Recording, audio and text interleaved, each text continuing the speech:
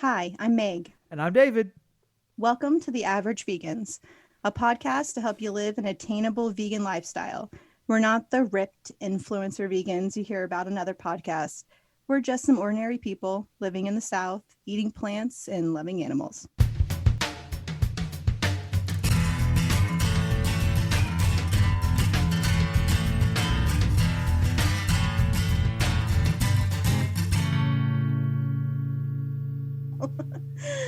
All right, today we are interviewing Danielle Distefano, co-owner and tattoo artist at Only You Tattoo Shop in Atlanta, Georgia, and she's a vegan, of course.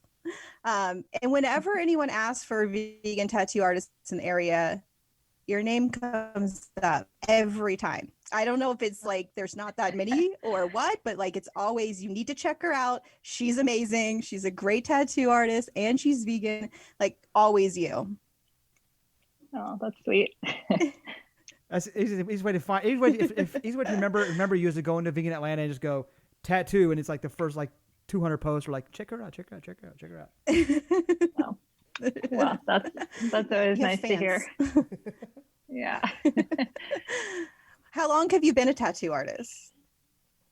It's going to be 20 years of me actually tattooing in October. Oh, wow. That's like after my apprenticeship, like full on, just only thing I've done to make a living since. Right. Yeah. Nice. That's amazing. You have to celebrate. Where did you? Yeah, definitely. Where did you do? Where did you apprentice? I apprenticed in New York. I'm from Long Island originally, and I worked in Manhattan at a shop called Sacred Tattoo, and apprenticed under this woman, Kate Hellenbrand. And then when that was over, I moved to San Francisco for a few years and tattooed there, and then came back to New York. And now I've been in Atlanta for 15 years tattooing. So the majority of my tattoo career has been down here. Wow. Yeah, that's really interesting. When my name is coming up, like that could be a good reason. Like I know that there's a lot of other vegan tattooers now, but 15 years ago, that wasn't the case. Right. So you're like the legendary name that pops up. Sure. You're like, no. That makes me uncomfortable to say that myself, but okay. Well, even then, I'll say it for you. There you go. Even done it in 15 years, even like some of the people who are like younger in the vegan community, they know who you are, and your name comes up, regardless of those who've been in the community long term or not. But yeah, so that's interesting. You've been doing it for 20 years. Has it tattooing always been a passion, or is there something you were interested in that kind of led you down that path? Yeah, I've always been fascinated by tattooing, and I started pretty young. I don't like admitting that I got tattooed underage because I would be so offended if anyone lied to me about their age. But I did have a fake ID and started getting tattooed when I was 15. And then I did wait. Like good tattooers made me wait, even though I had tattoos. They were like, we know you're not 18. Like you have to wait. It's like, nah, I got. Yeah.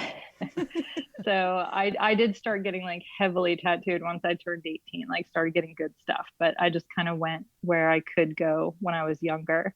And yeah, I've always been fascinated. I don't think I realized I would be a tattoo artist. I've always been an artist, and I was in school on the career path for probably being an art teacher. Like the only thing I could really think of to survive as an artist,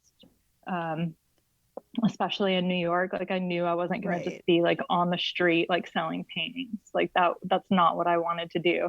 And then I got the opportunity to start tattooing, and then it all made sense. I quit school. I had that apprenticeship locked down. I mean, I was like all in. I was there 7 days a week. I worked the front. I apprenticed. I worked like, 12, 13-hour days. Just totally committed myself to it. Wow. Do you? So That's you amazing. You did traditional. So you did traditional art. You went to for I'm assuming paintings, things like that.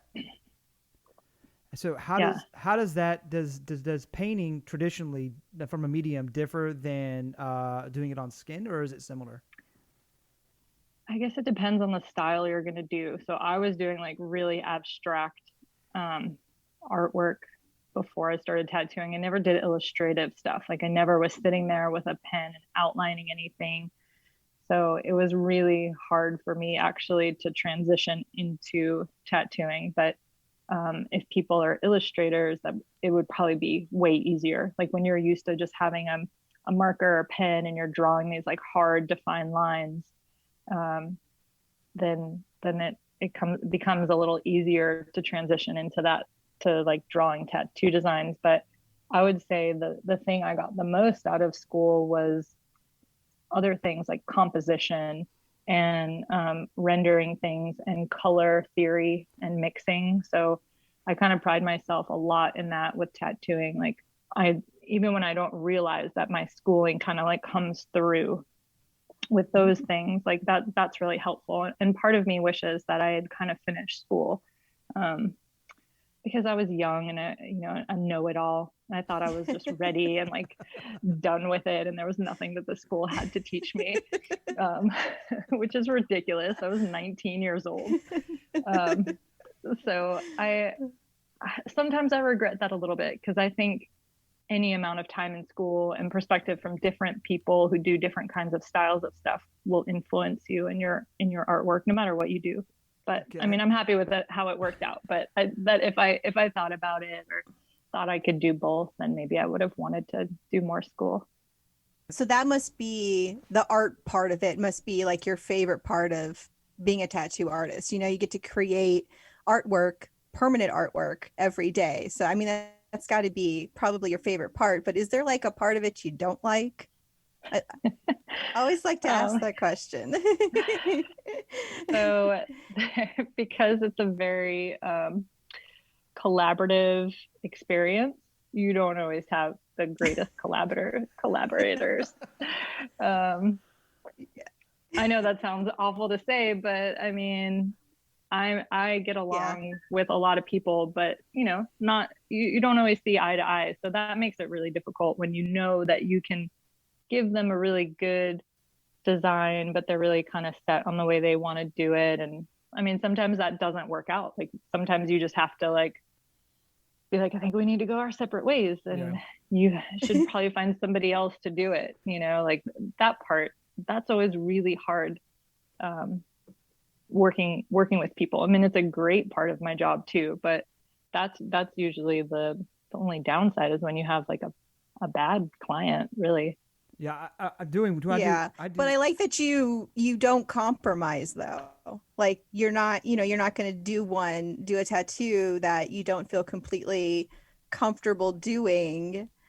So I like that about you, because there's a lot of tattoo artists that would not do it that way. So it's not about, and our whole shop is like that. Like it's not just about making money. Like we're so honest with people, and a lot of times somebody will have an appointment with another person at the shop and just be like, hey, I think Danielle is going to be better for this. Like you have the appointment with me, you're here right now, but like, we've made that open to everybody who works at the shop, that like we would never be insulted or mad at them or anything like that if they bowed out of something. Like if someone's not comfortable, we would rather them be honest with their client so that everybody is happy with the end result. Yeah, I had with my artist. I talked about doing another piece, and he was, and that's a sign of someone who's ethical and moral. Like like he was like, I can do it, but I'm not gonna do it as well. So he turned it down with me, and because he knows, he did my whole arm. Oh, nice. Thank you. And but he's like, I can't do it. And like now, I feel relieved with that. Like I know I'm someone I can trust, and that's knowing that's what your shop does, is it adds a level of trust and ethics just within the industry there as well. Oh, definitely. Definitely. No one's going to be happy with, with the end result, like sitting there and kind of dragging on something that, has some sort of like bad energy to it too. Like, if you're fighting with the artist or something, you don't want that, have that memory of that when you're looking at your tattoo. Oh, no, that's true. And that's a big part of, like, maybe I'm jumping the gun to talk about this, but that's a big part of like why I wanted to have vegan tattoos, because when I started, that wasn't really an option. there were like products and inks that were vegan, but like 20 years ago, a lot of people were making their own ink and they weren't making it vegan. A few companies were, like, just by accident, and they didn't label it. Like, you had to really contact them and find out. But it's the same thing. Like, why do you want a vegan tattoo? Like, why do you want to look at a tattoo and have this memory of this this image on you, that doesn't represent what you stand for, what you believe in, or like that's, like all these ingredients that aren't vegan are like coursing through your body. Yeah. So, oh no, for real. And I did that with my artist because I was like, I'm vegan. And I tried to. Luckily, he knew, what the inks I need and stuff. But I had already like a list of like, here's what I need. Here's if I gotta buy it, that's fine. I don't understand. Luckily he knew. But yeah, I wasn't gonna walk around my entire life with a blue arm, which is how it looks on camera, I'm sure, and go like, okay, it's full of gross and animal products. That's not cool.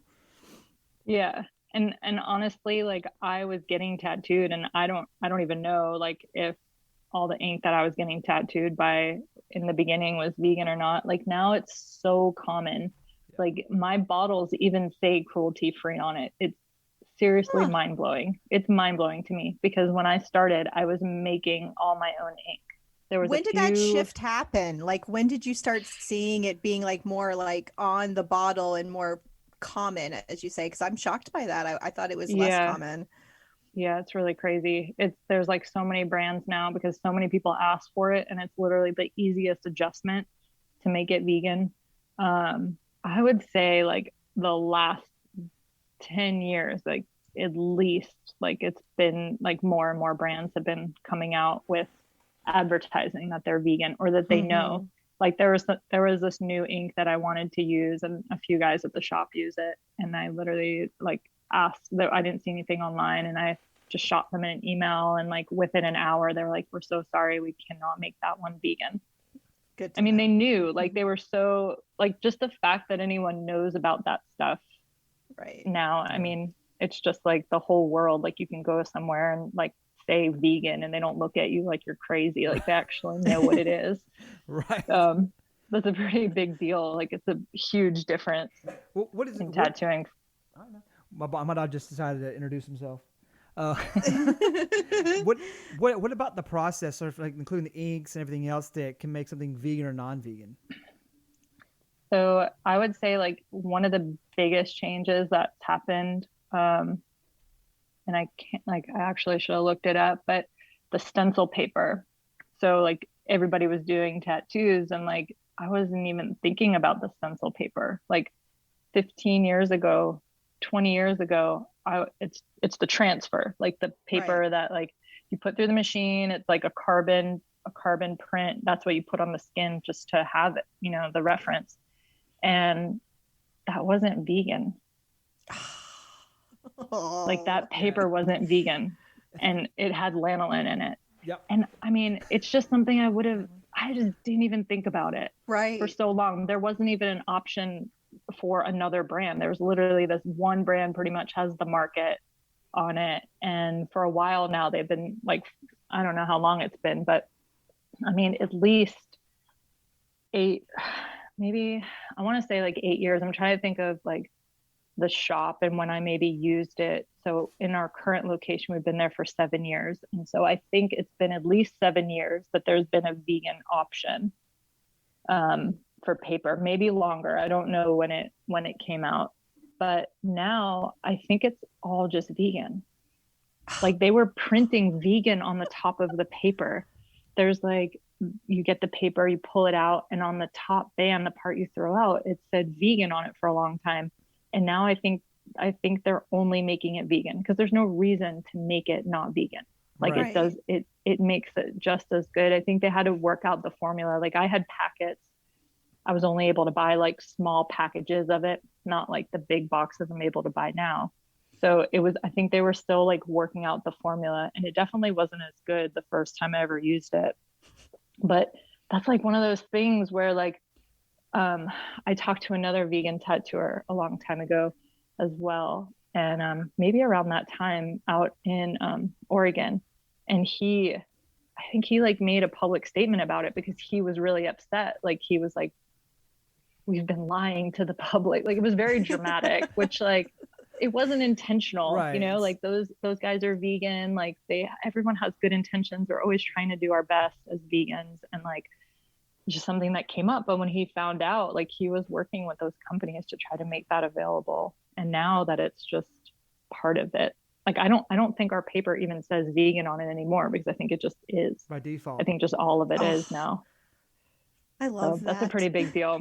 Yeah, it's pretty amazing. I mean, honestly, from like, I mean, I can tell you, like, people always want to ask me about like being a woman in tattooing and what that was like. Yeah. I didn't have any issues. Like, I learned from a woman. I worked with women. In New York, it was like super common. Like, some of the best tattooers in the city were vegan or were women. And like, it was just around so much. Like, women were a part of the story. It wasn't as equal as it is now. Like, there's so many more female artists now. But the thing that I got harassed for was being vegan. I got made fun of. I got made fun of so much, because I'm talking about 20 years ago. Mm-hmm. You know, it wasn't Right. as like popular as it is now. And I can tell you that like a lot of these like kind of bullying, like that type dudes that back then, I'm sure they have all gone like a month being vegan at some point now. Like, either because they're like working out, or they're trying to lose weight, or they're just like feeling old and like want to be healthy. Like, it is so much more accepted now than it was back then. And I got harassed all the time for being vegan. I'm sure it's well in your, so not everyone in your shop is vegan, so I assume like they're I assume that they're not as aggressive about it though, are they?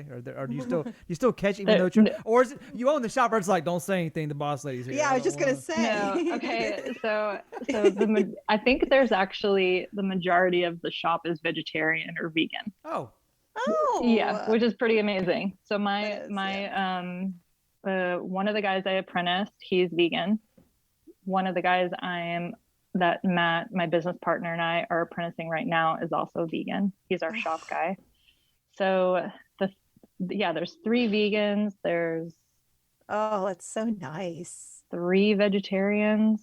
Yeah, there's only a few meat eaters. So like, and everybody, one of the guys has been with us since the beginning, and he is so tired of always hearing about veganism. Like, people are always bringing us Revolution donuts, and like, everyone's like, they're vegan. These are the vegan ones. And so there's always like I'm tired a little of that bit. word. Yeah. Like, or just because there's always like treats in the shop. And he's like, I can't eat all this stuff anymore. Like, because everyone's like bringing cookies, all this like vegan food. We have a client who makes us like vegan lunch for the whole, like, when she comes and gets tattooed, she makes, you know, like a full catered lunch for like 12 people. It's crazy. So she always makes everything, mostly, it's almost all the time vegan. And I'm actually gluten-free, and she's been like starting to make like all this gluten-free stuff now, vegan gluten-free stuff. So everybody's used to eating that. And anytime we've had any parties or done anything together, like, everyone knows that there's going to be something that's vegan, and everyone's open to it. They're all great. Like, some of the guys never had falafel before. Like, one of our artists had never, meat eater, like from the South. I'm not trying to like, set a tone, but like, he just wasn't open. He wasn't exposed to all those things. And now, like, when we order falafel, like, he won't order shawarma. Like, he'll get he'll get the vegan meal. awesome. I love that. So it's a little thing sometimes, right? It's kind of, you it's like opening everyone's mind up a little bit when you're just around other people. Like, they just, I'm not saying that they're going to become vegan, but they get more things in their diet and their life that they know about. That's how I pulled Megan over to the dark side. That is how he got me to go vegan. Yeah. He used to bring his lunch to work, and I was like, that smells amazing. What is that? And he let me have a bite, and then I was like, well, this is delicious. I guess I could try it. But your story makes me think of when I brought a dragon fruit to work one day, and my entire office was like, what is that weird thing in the fridge? It's yours, isn't it, Megan? And I was like, yes. Yes, it is mine. They're like the vegan in the office has to have the weird fruit. And I was like, it's not weird. So I made everybody try it, and now they are more open to weird That's fruit. awesome. That's Got 'em. actually very common. It's so Yeah, strange. that's amazing. That's what it's all about, like sharing those things and not being super overbearing with the like pushing Yes. veganism stuff. But like sometimes people are just, they don't know, and they don't even know how to start. Or I always tell people, they're like, oh, being hard, and I just go, Oreos are vegan, and they're like, oh, okay. Like they're trying to think like, oh, I can do that. Yeah. I could live off Oreos. That's the best. You go and like, or if someone has an Oreo cake, you're like, yeah, this is gonna be a good day. The cookies and cream cake. Look at that. That's always my like lowest reference of like, Mm-hmm. there's things you just don't know that you can eat. Yeah. I'm like, you like peanut butter and Yeah. jelly, and they're like, but it's butter. I'm like, no, No, man. like that's No, vegan, it's not. you can eat that. So I love if someone's like, I've never had vegan food. And like, bro, you never had an apple? You never like a carrot? Not even like broccoli? Nothing. Come on, dude. Exactly. Oh god. Uh, Oh, my cheeks hurt. oh my god.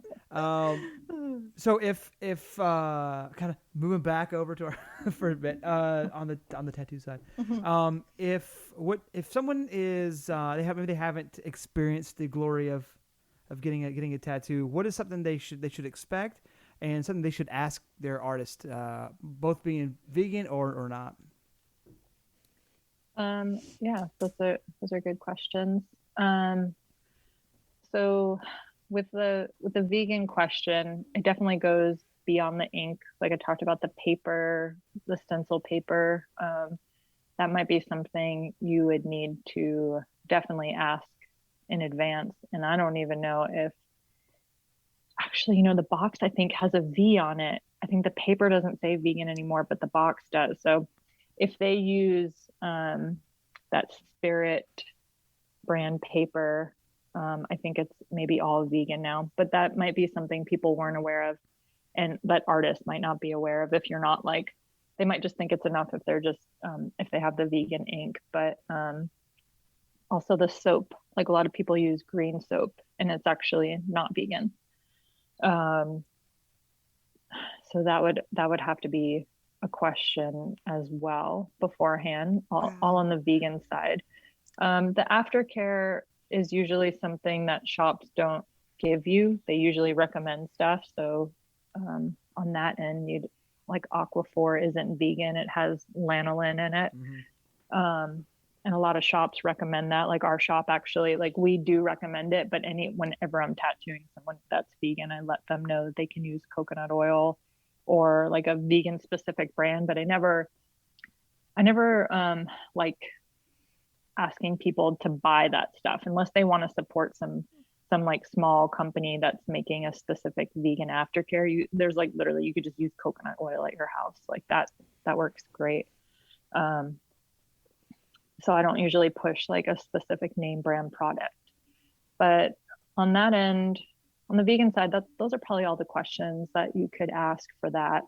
When you're talking to somebody about getting a new tattoo, I think it's really important before you're even asking the artist any questions to really like look at their portfolio and make sure that your style is going to blend with what they do or what you think they're capable of. So it is good to ask them, if they're interested in what you're doing or if they've done anything like that before.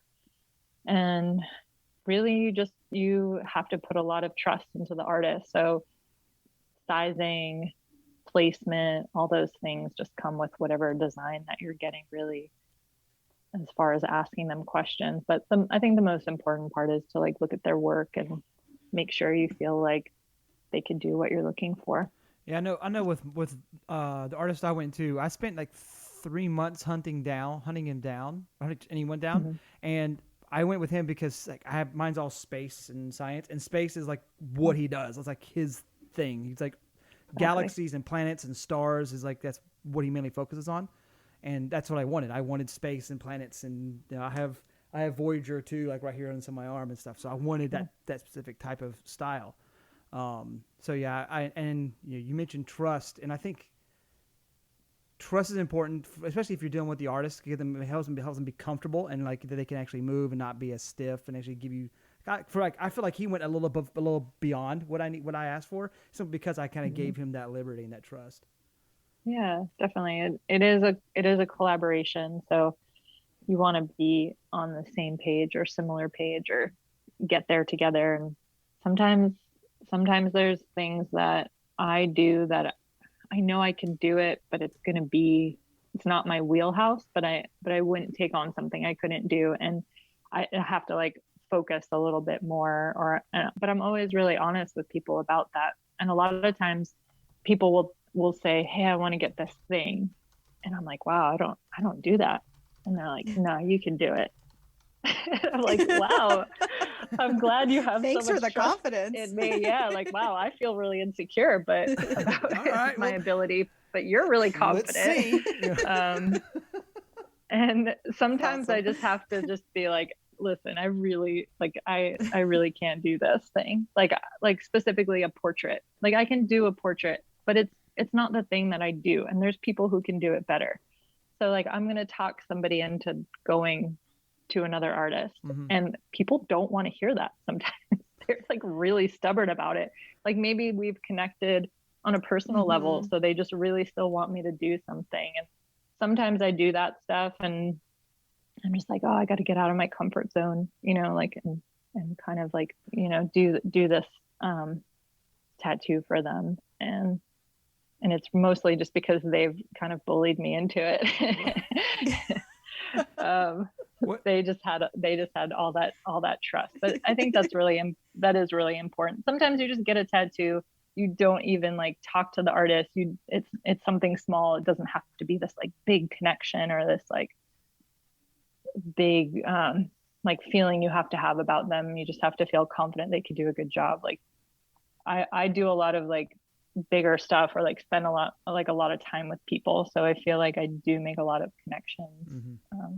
And so sometimes people just really want to have that, and it's really strange to me when I'm like telling you like, no, I cannot do this. I really can't.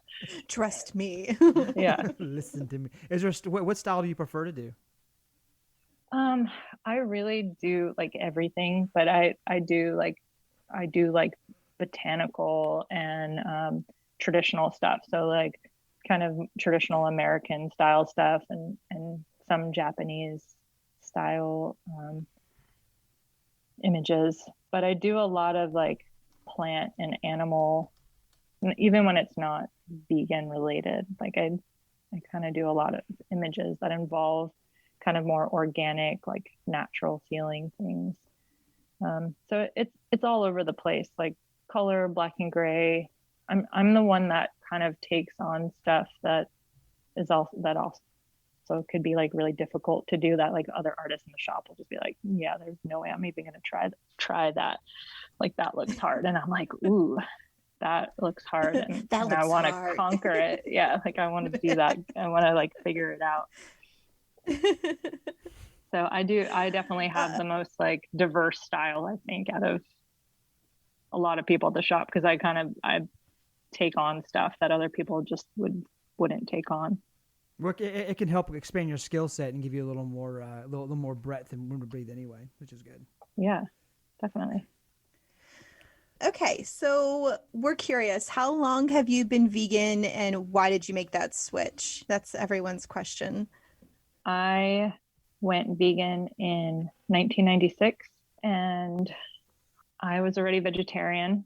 I had been going to punk shows, and PETA and like other like small DIY animal rights groups would set up with like big ass TVs, like set up on a table, like playing some video of some really poorly filmed, like undercover VHS of, all the horrors of factory farming and the whole industry. And I was already vegetarian when I started going to shows. So it was like another way for me to kind of connect to that community and be like, wow, I'm already vegetarian.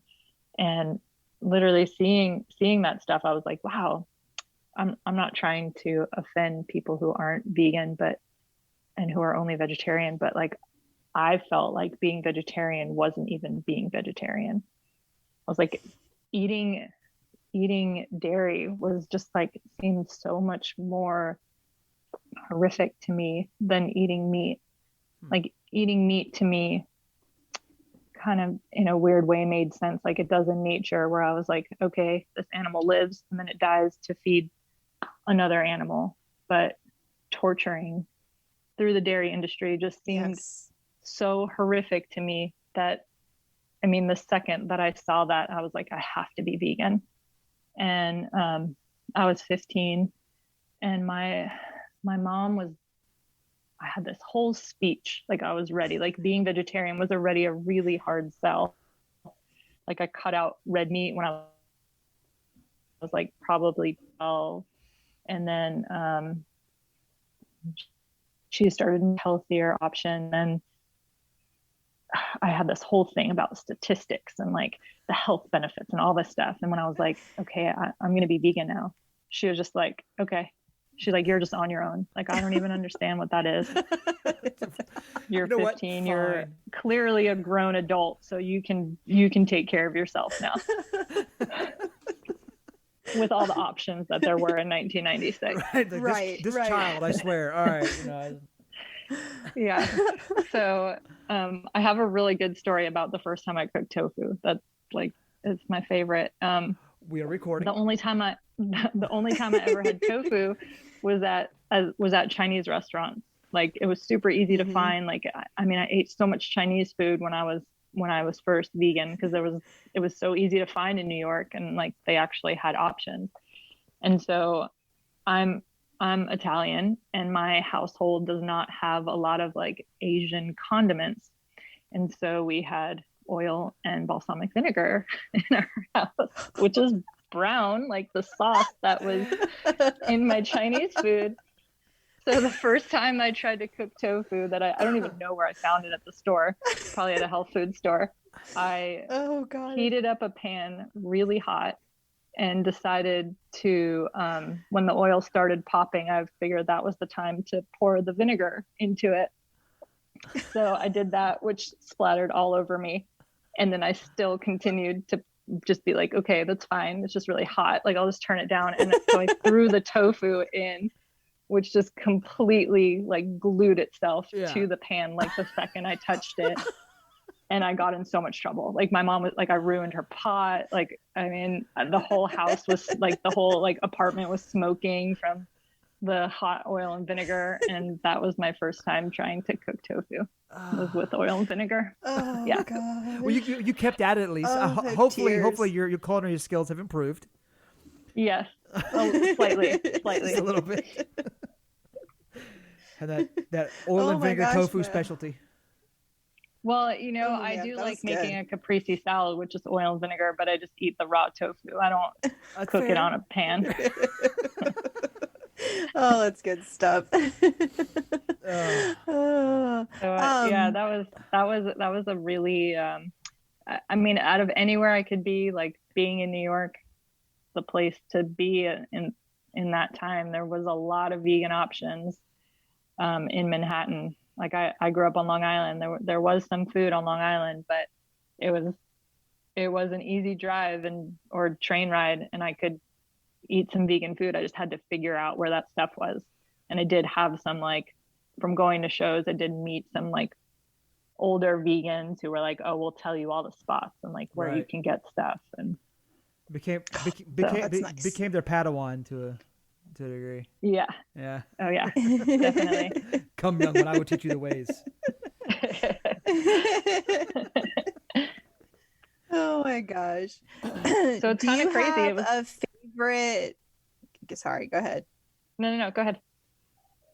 No, go ahead. I was going to ask, do you have a favorite? I was going to stop, David. I was going to ask, do you have a favorite vegan meal? We ask everybody this because we like to give people ideas.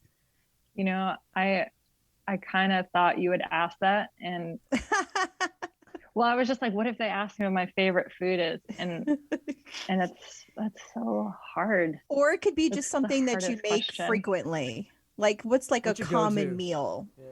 I always go through all sorts of crazy stuff. Like I've been gluten free for a while now, so like that kind of changed the way that I ate compared to my family.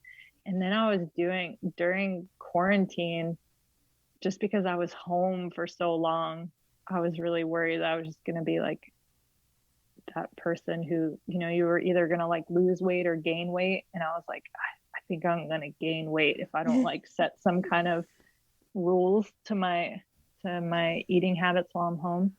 So I was eating vegan keto for like a Oh, Huh. very long time.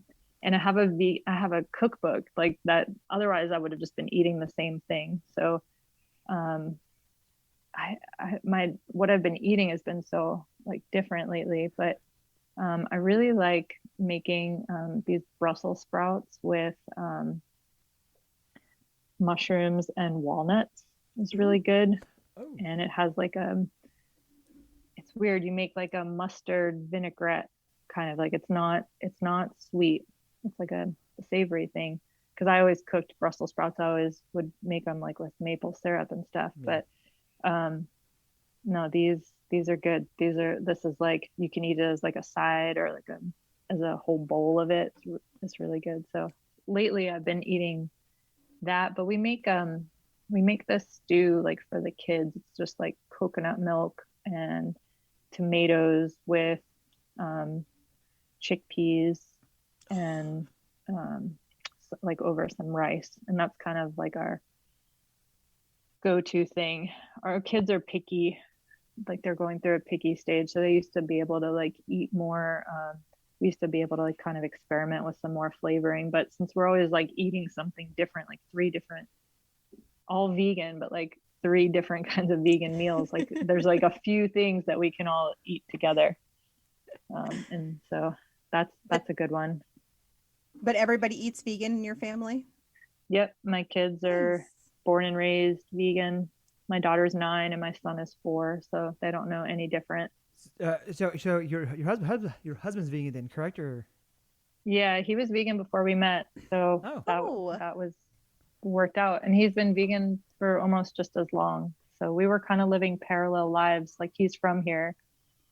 He grew up in Gwinnett. So we were kind that's of doing right. the same thing. He's a little bit older and probably in the mid 90s too is when he went vegan. So Was that something you bonded this is, over, or there's just a coincidence?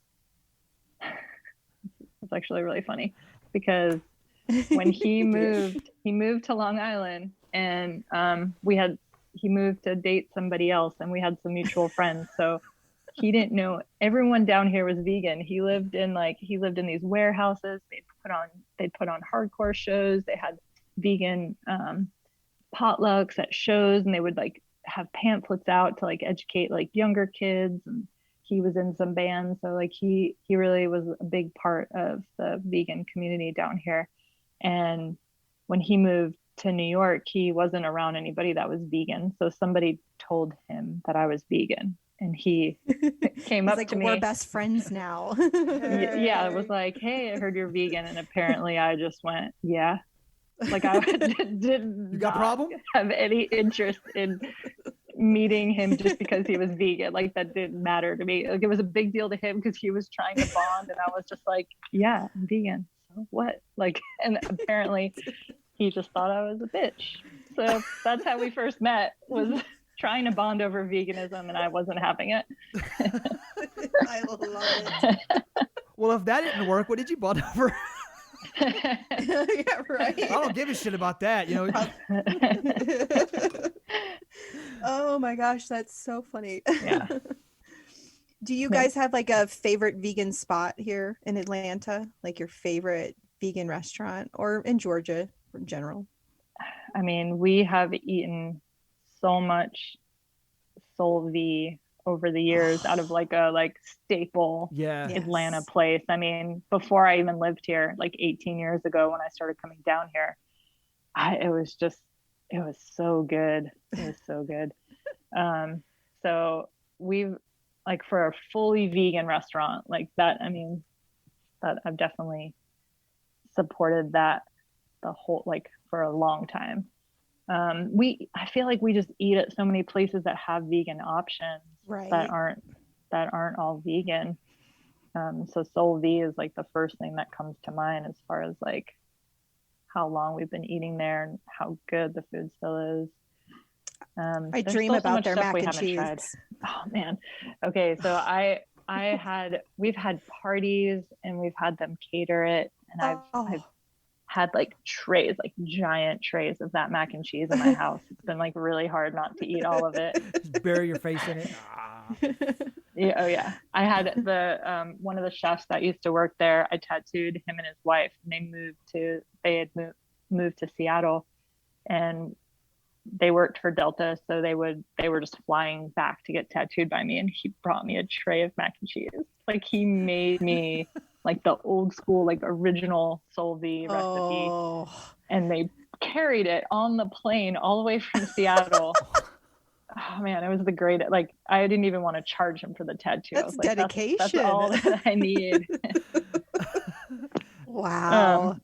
But Wow. there's been so much new stuff that we still haven't really explored. There's so much stuff outside of the city, and now is such a weird time. Like Mm-hmm. so many things are opening. Like I'm so proud of Atlanta. Um, oh man, we order food at the shop all the time. I'm trying to think if there's anything that's just vegan that we get, um, like only a vegan spot. It's mostly just getting something that's vegan. Yeah, You know, like I'm down to support like anyone that wants to create a meal Yes. like at a restaurant. Like clearly I want to go to like an all vegan place. I want there to be more all vegan things too. But that's what's yeah, there's a crazy. lot. It's just so abundant now. It's just kind of everywhere. Pretty much anywhere you go has an option, or they have something you can get. Which I mean, even Yeah. like I've been vegan nearly it'll be 9 years in July, and it's changed so much just since Awesome. I started. And like, because Oh, then it was like tofu and like canned beans like that, and I can only imagine like back early yeah. '90s, how it was then. Yeah, it was the same thing. I mean, it was canned beans and tofu, but there was places like there was a burrito place. I mean, there's always burritos. There's always like, Yeah, and a lot of those places you have to ask if the rice and the beans are cooked vegan. But yeah. I don't know, in New York it was pretty easy to eat. Like there was a place that just closed a couple of years ago. Everything's closing up there, from my childhood, but there was a place and it was $3.25 for this soy patty. I have no idea what it was. I have no idea what this patty. It was just called a soy patty. I never like I don't. There's no way they were making it there. I don't know where they were getting it from. And it just was on a bed of brown rice. It had a salad and this like ginger dressing, carrot ginger dressing. There's just this. There was like this huge health movement. There was like a big scene of like hippies in New York who had like kind of made an imprint on some food places. So like there was that. It was a full meal and it was $3.25 for like a 15-year-old kid. I mean, I would go into the city. It cost more for me to take the train, Yeah. but I could eat a full meal. And that place was not vegan at all. That was like the only thing that you could eat there that was vegan. But I mean, so even back then, and yeah, more and more places, I mean, they have to. It's like with everything, people are just demanding it. So things are changing so much. Well, it seems like being plant based, which vegetarian or vegan, tends to be kind of heavier in like in alternative scenes anyway. So Mm-hmm. do you think that's what like what scene or what group do you think has kind of driven the market to kind of move towards a plant based? I think it's away from the alternative, like because I was in the alternative for so long, and it just felt like I know it was moving forward, and I'm sure like people who worked for PETA or other organizations would be mad for me to say like that it was pretty stagnant, but like to see the change in the last 8 9 years of like documentaries just coming out and all these people just being exposed, like that's going out to like the general public now. And I think that's what's pushing it, is like it's not necessarily this like underground, um that's really pushing for it to be places, because I can't tell you how many times that I've like tried to ask a store just to carry something that was vegan, like Mm-hmm. something that I'm like, I know you can get it. But now that it's like the bigger public is asking for it, like that there's more allergies, and that there's just like the more like average American is wanting that as an option. Like it's finally getting to like the top companies are like, oh, now we need to do this. Like before it was like the anarchists, like punk kids, like we're not gonna like accommodate them, you know, they're harassing us and protesting outside of our businesses. Like we're not gonna help them. So it's really interesting because I tattoo so many people and I always ask them why they're vegan. A lot of people will come to me, they don't even know I'm vegan. I have this vegan tattoo on the side of my neck, and they'll sit down, and when I start tattooing them, they're like, oh, you're vegan? And I'm like, yeah. They're like, oh, me too. And I think that's so cool that they came to me and then they're like had that extra surprise of this connection. But almost like I would say the majority of those people tell me that they watched some documentary and then that made them vegan. I mean, that's what happened to me, but it was just this like bootleg copy of a copy of a copy VHS, you know, of like some underground like ALF stuff. Right. So now it's like not as hardline as that, and it's more, I think it's more appealing to people. I think it's not an extreme thing. Right. I think what's interesting about that movement is it seems like to like you were saying earlier, it was kind of underground punk. It's again, it's almost vegetarian and vegan was almost anti-establishment, and it's become more establishment because like more corporations are taking it, and it seems like it's one of the few things that start out anti-establishment that's been appropriated by it, but then we're still okay with that. We're like, okay, good, yeah. If you're gonna take anything, take this and like make it part of corporate. Yeah, it's like a huge struggle for me, honestly, because I want those things to exist. I like wholeheartedly like I'm so happy that people have options to go to Burger King if that is their only place where they can go and get food that they can afford or that is in their like small town. Like I'm so happy that that's an option for them, because I hate when people tell me that being vegan is expensive. Like someone said to me the other day, and I'm like, dude, you go buy a bag of beans and rice. Like I know it's going to take longer than buying a can, but like you can't make excuses for things being expensive. Like you can buy stuff. It's just like when you're buying all this prepared food, yes, it's expensive. Or you're going to like an all vegan restaurant, yeah, you're going to pay some money, but there's ways to just like eat really clean and simple, like the way it was, where it doesn't have to be expensive.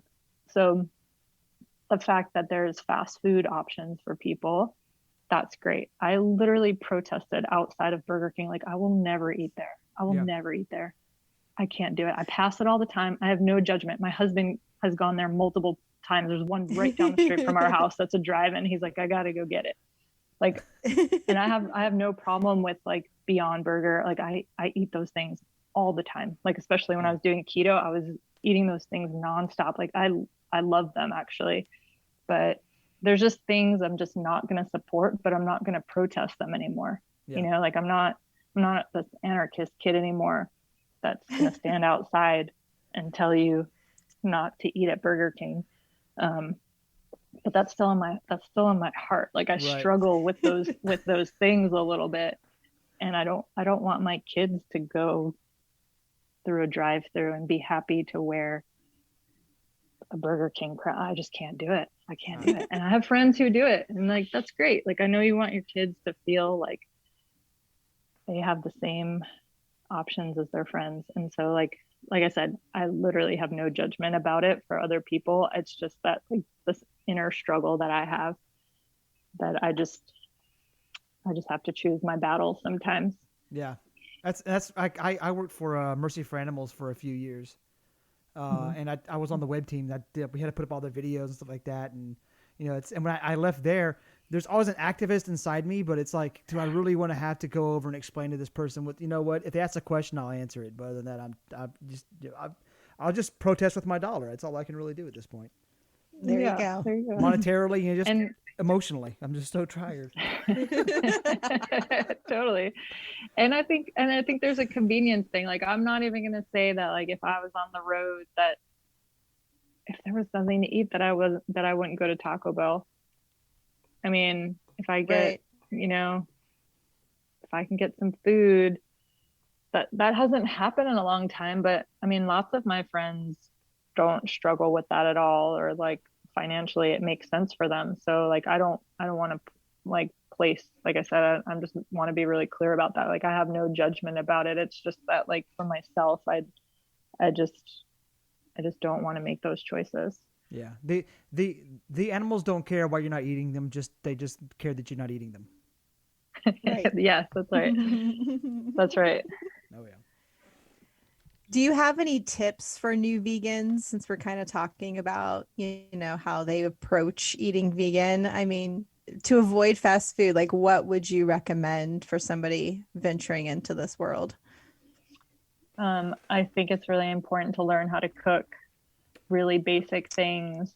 And I think I mean that's what got me through it when I didn't have options, but especially when you're trying to save money and stuff like that, buying dry, like not being scared of like buying and soaking some beans before you cook them, and just take a little bit of time to like put some uh, energy into like learning how to make that food and not buying like all packaged things that are super delicious.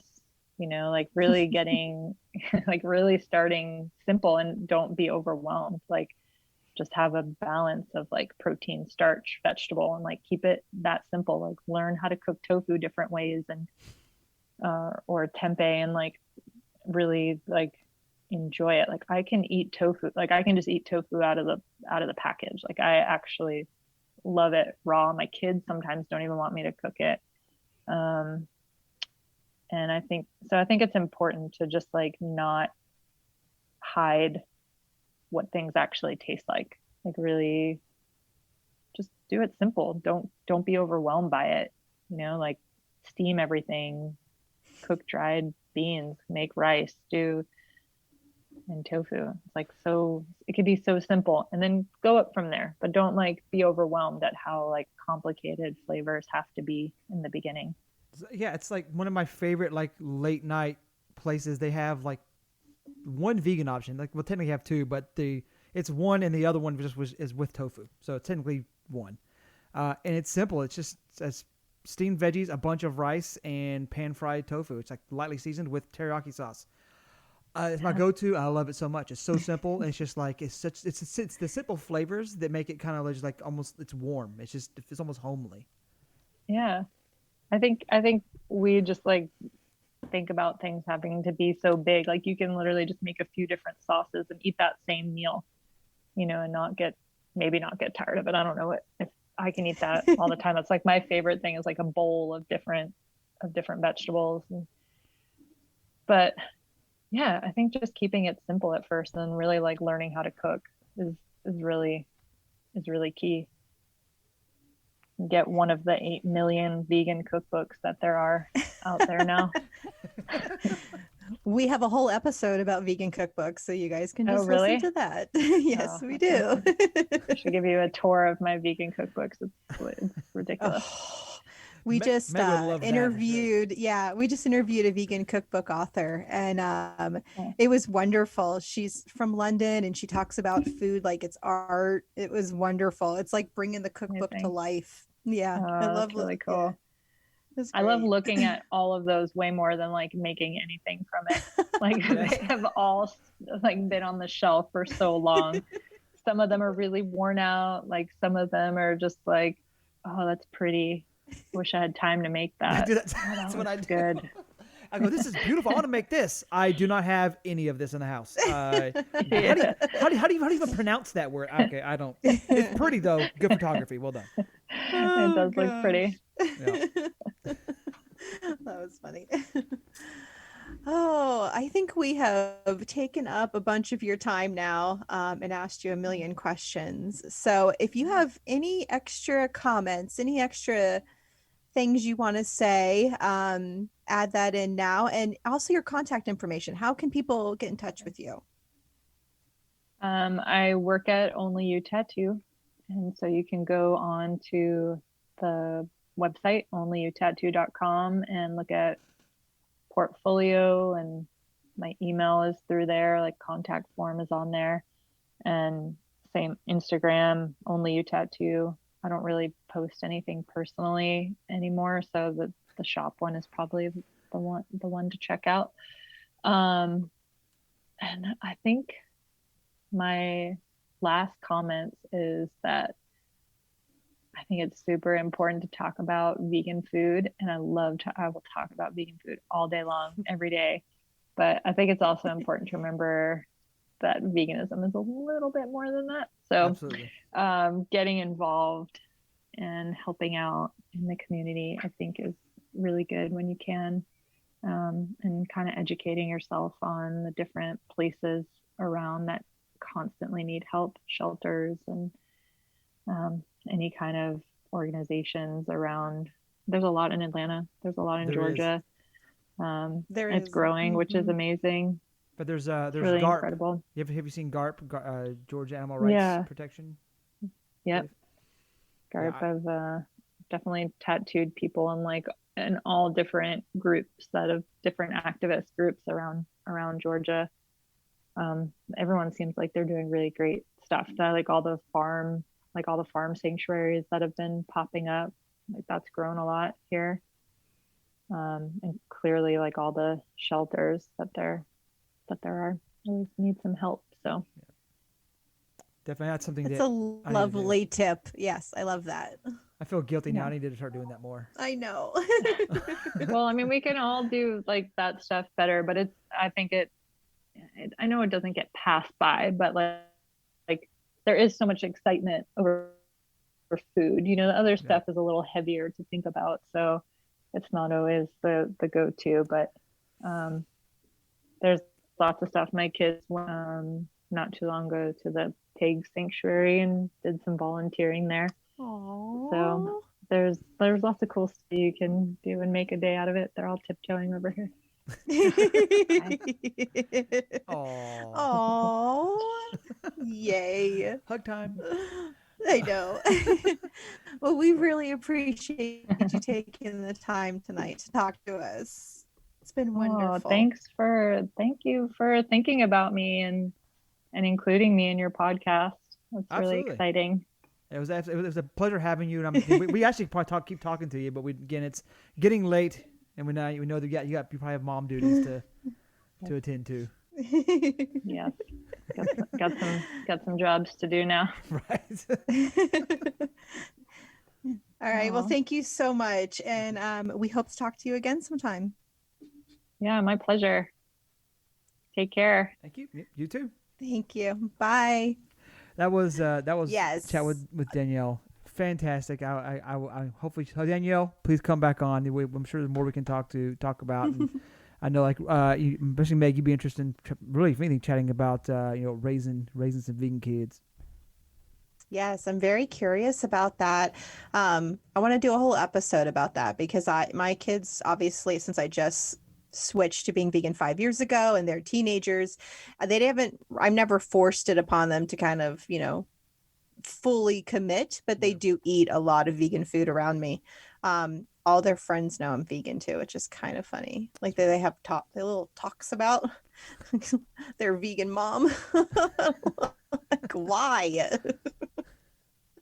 But yeah, I think that'd be a great conversation we could have with Danielle. And if there's any other moms out there that are raising vegan children and you'd like to have a chat with us, that is an episode we're really looking to get going. So message us.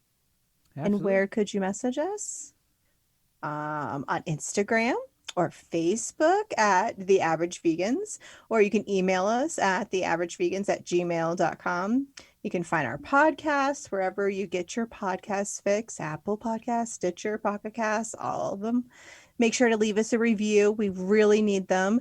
And recommend us to your friends, your family, anyone you think might be interested in eating a vegan diet and living a vegan lifestyle. We'd love to hear from you. We want to know your favorite vegan treats, any episode suggestions, and any questions you have about being vegan. And that's about it. All right. Well, until next time, guys. Bye, guys. Bye.